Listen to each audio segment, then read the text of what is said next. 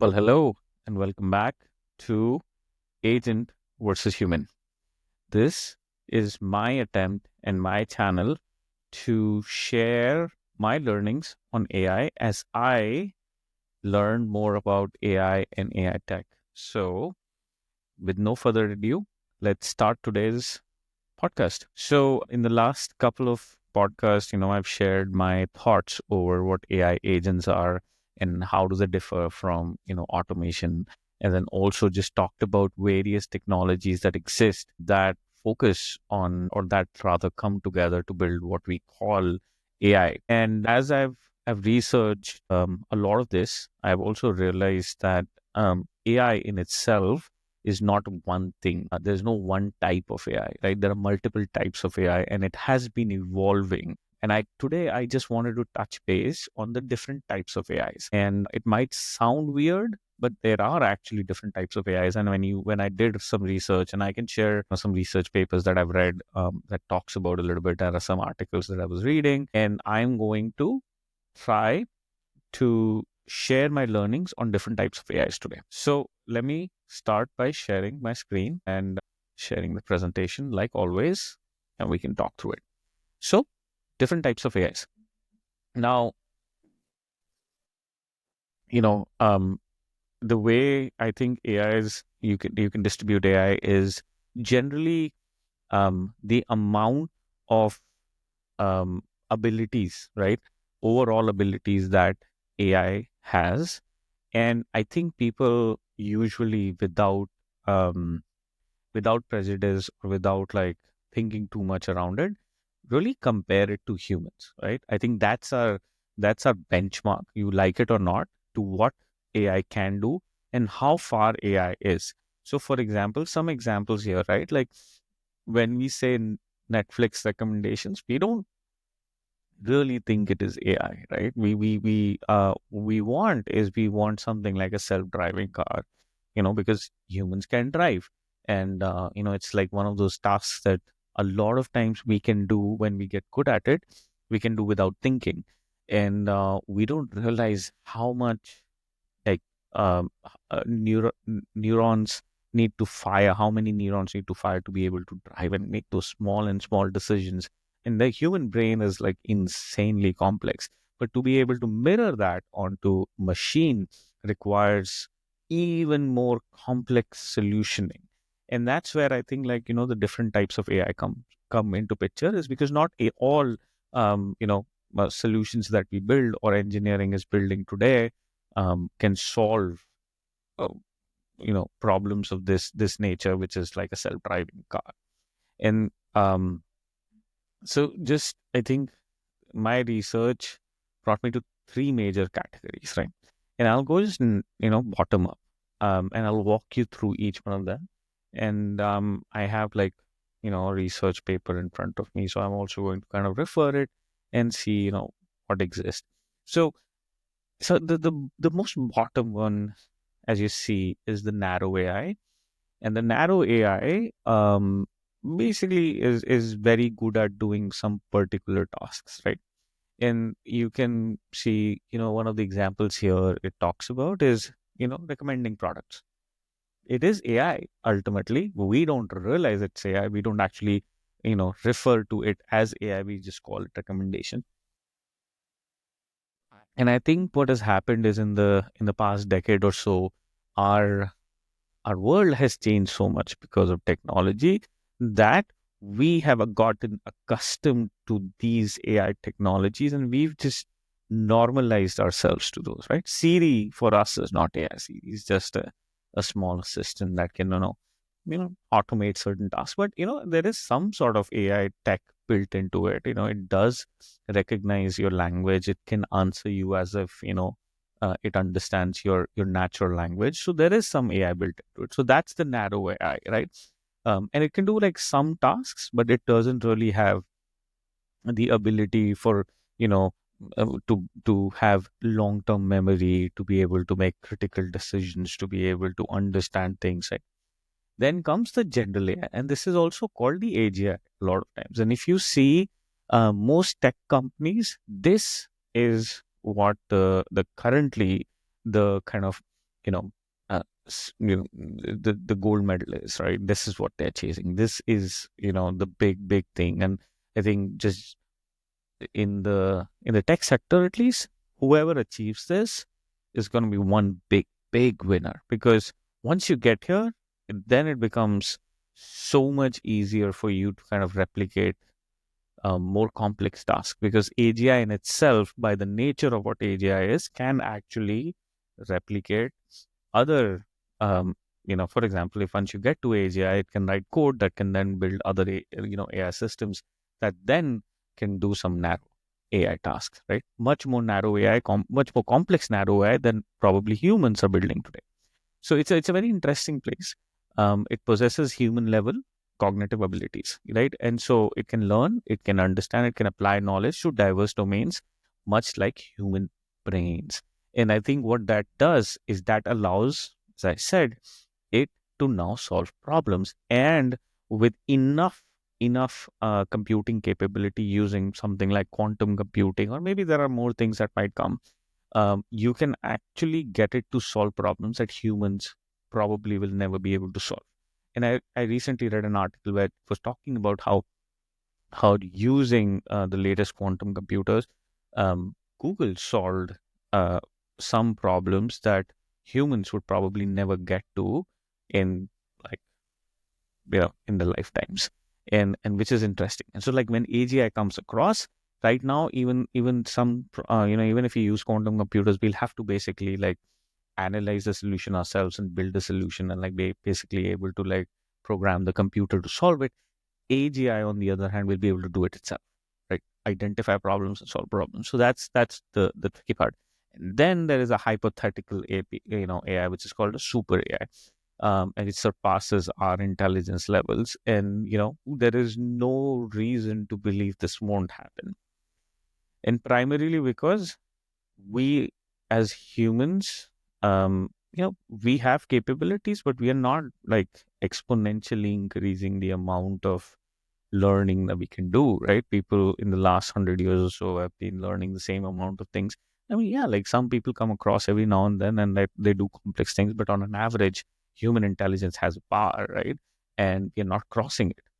Machines, on the other hand, can. Now, just like, this is just a general categorization, and what I wanted to do, and we can, I'll also show you that quantum. Maybe I'll Google it and show you the quantum computer um, that I was talking about. But I wanted to get into more, like, uh, useful categories in terms of, um, you know what kinds of machines do they exist and what do they do. And so there are, like, two or three types of machines that exist, and these also, um, the reason why I want you to learn this, and why I think it was important for me, is because this nomenclature will help you define, and different types of AIs that exist. And even when you're talking about business solutions, or even when you're talking about how to execute AI to solve your business problems, or just having a conversation, you will sound smarter when you use the right kind of categories that AI falls into. So I think it's really helpful. So reactive machines. What are reactive machines? Is, I think it just reacts to scenarios, right? In the name, but it's very interesting, because when you get to it, by the definition of the name, it doesn't really understand how to analyze and you know mm, plan and strategized against all possible solutions that might exist, or all things that you can do, and then beat you. That's not what it's doing. And I think one of the examples here, and this is an old article where I kind of found these answers.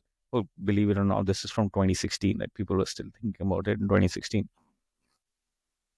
So it talks about this old deep blue chess player, and it was a supercomputer. And the idea is, like, it didn't really come up with a master plan to beat the opponent. What it was doing is, it was just, at every point, whatever the opponent was trying to play, whatever that next step was, it was then going and analyzing what was the best answer to that step, right? And by the nature of optimizing each one of those steps, it was trying to optimize the game.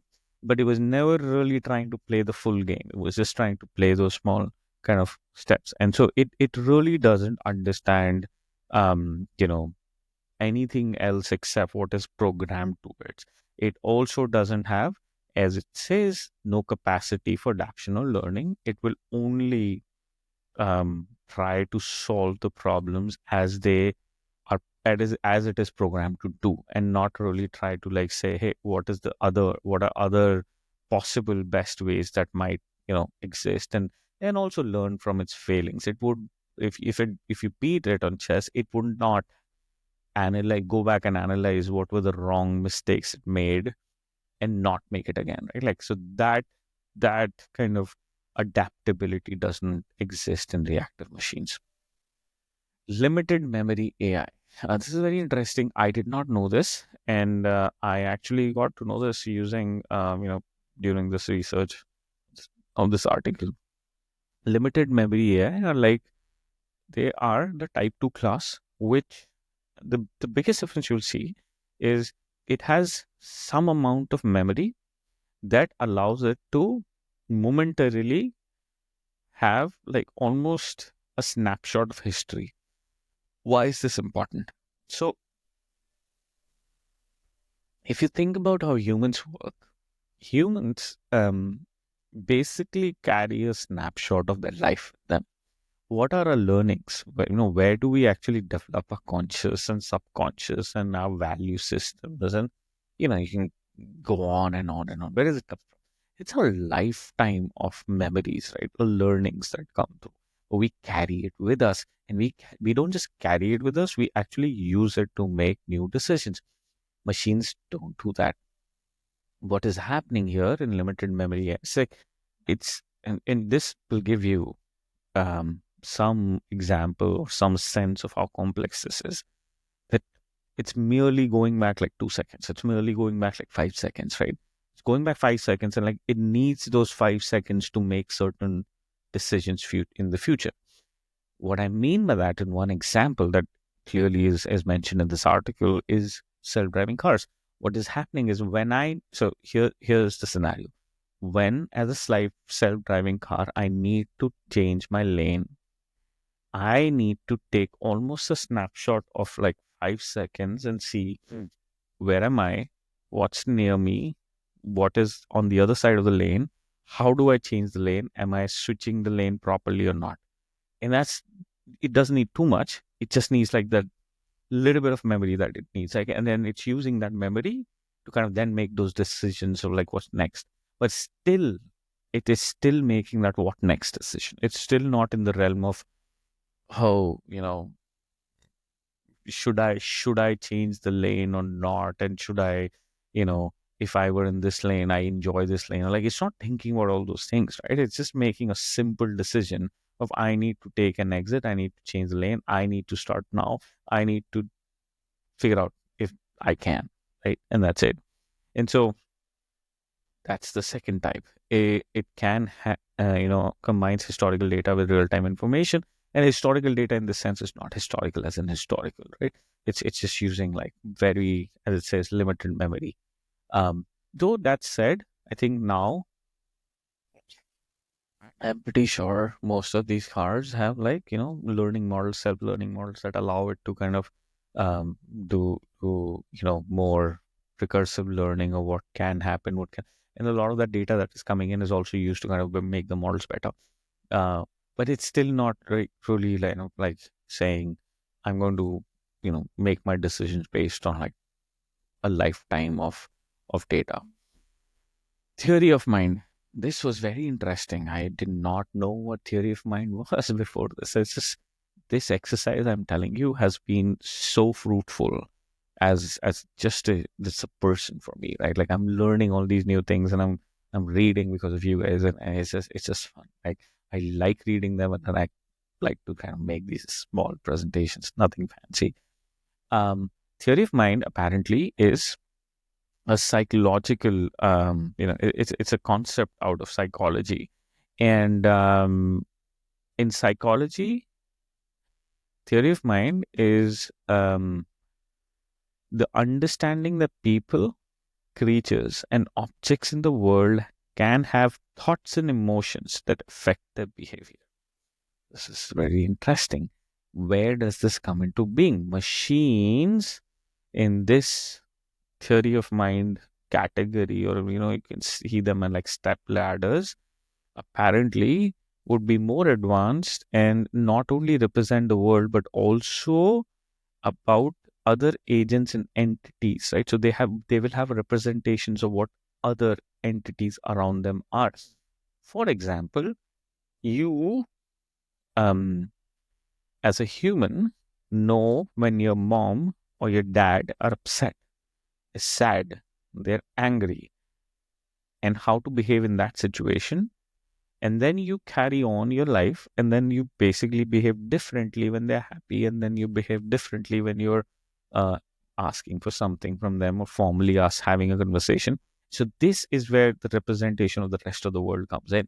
Currently machines don't have it, and that's just my mind. That's true, right? Most machines don't have it. For example, when you talk to chat gpt, it is not answering you taking into consideration your feelings. It is not taking into consideration your behavior, your mood, your background, who you are, your facial expressions, your body language. It's not. It cannot. It doesn't have that representation of the current world.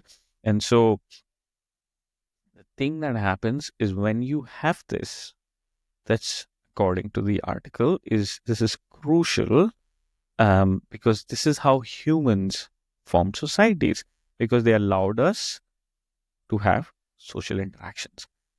That's what this is. This is when AI basically comes to a point where you have emotionally intelligent robots. So yeah, I mean, we have some research here, but I think like even ChatGPT is not here. So we are basically just kind of in this space, which is just the second space, right? We we have some reactive machines. We've had them for a while. This is easy. Like this is like more computation on statistics. This is a little bit of memory, making sure the decision making is happening. Some reinforcement learning. This is the price right here, sir.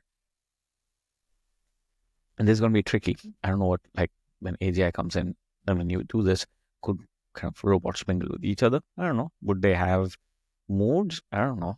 Right? Like that's where you're getting to. And like that's where it becomes tricky. Somebody asked the question, I think I will go there one day, is one of these days I'm going to make a presentation on like what is the ethical question here, right?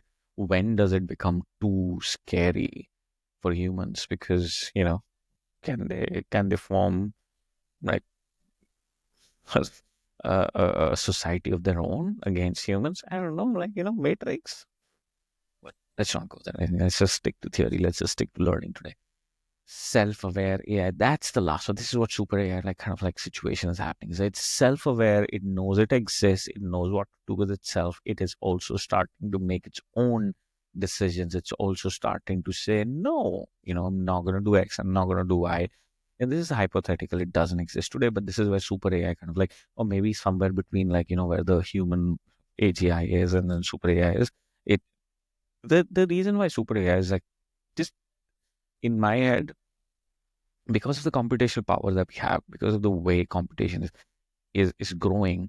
Once AGI comes in, I'm just like not sure after reading so much that there's another step function there that needs super AI, because once AI is able to analyze problems, identify problems, it can find solutions. It has enough. We have enough computation power, and by the time AGI hits, or by the time like we get like this far, maybe in 20, 30 years, we'll be like, even today, people are starting to put like computer farms up in satellites, and they're like up in the space.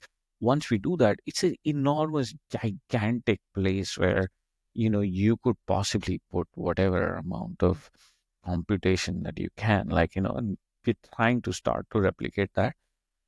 Then theoretically, yes. I mean, it has unlimited amount of um, computation power. Who knows? What you can come. One lifetime Einstein, freaking told us without looking at a black hole what happens inside a black hole. Can you imagine? Can you imagine somebody which is like a machine that has 10 times the brain power? But again, we're not there yet. It's way far out.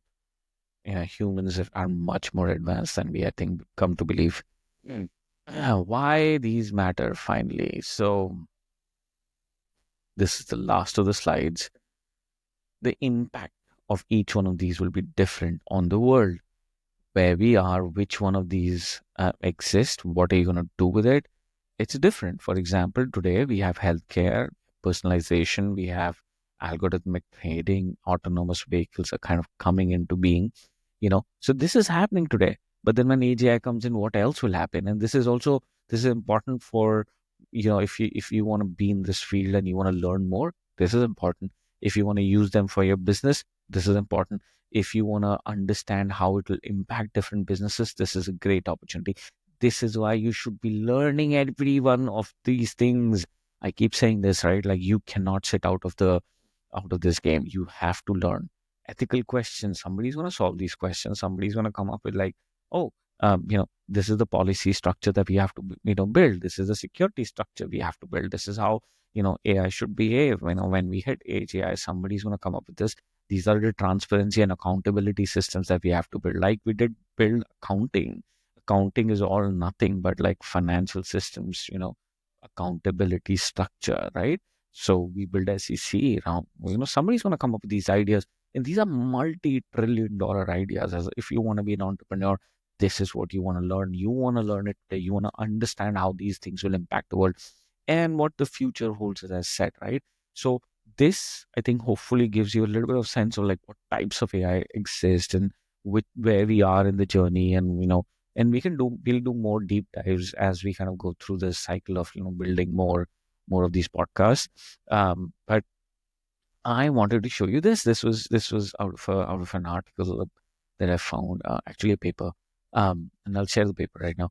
But um, it's interesting how far we've come. You look at that, right? Like AI as a term was coined like in 1960s.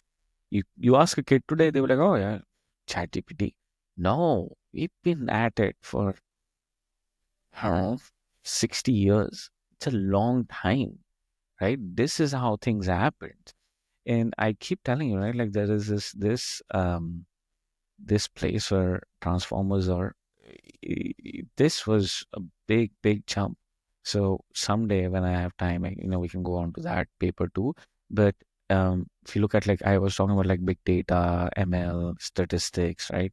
That's what came to being. Then AlphaGo happened. Transformers was that paper that was written out of, like, it's a technique that, and the paper was written out of Google, and Google never ended up, you know, doing much out of it. And that's where OpenAI came into being. And that's DALI came into being, ChatGPT came into being. Like, it's incredible, these things, how far they go. And so, third wave, that's where we're sitting. And this, they predicted here, I mean, 23, 25, 7. I don't know if anybody actually knows when it's going to happen. But it will happen, right? Um, there will be a point in time when this will happen. It'll be in our lifetimes, and a lot of people will benefit a lot. A lot of people will also suffer because of this. And not, you can say it'll suffer because of AI. I don't think that would happen. If you're smart enough, you will learn how to use it to your benefit. Do that. Learn AI, learn about AI, come to this channel, subscribe, and I will keep doing what I'm doing, is share the knowledge that I have. So I'm going to stop sharing this and just kind of walk you through two other things that hopefully. So I will add the links to these papers, and at some point, maybe, you guys may be able to read it. So here's the paper that I was talking about. It's called Evaluating Large Language Model Theory and Tasks. It's an interesting paper. You can read about, what is happening. There's another paper there are two more papers that I read out for this. And then there is also this article that I was talking about. Look how old this article is, 2016. Understanding the four types of robots.